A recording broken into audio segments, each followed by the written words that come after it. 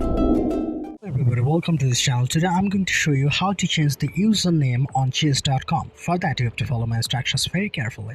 You can see that I'm on the chess.com site from Chrome browser. So you need to do one thing at first. First of all, just click on the three-line button from the top left corner. Then from the bottom part you need to tap on settings. Then there will be two buttons, all settings and logout. You have to click all settings.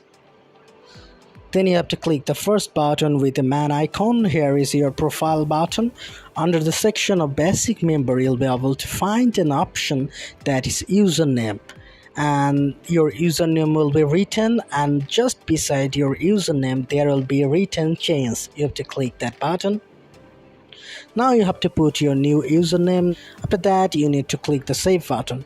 If you do this, your username will be changed. This is how easily you can change your username on chess.com. So if this tutorial helped you, like this video and don't forget to subscribe to my channel. See you in the next one.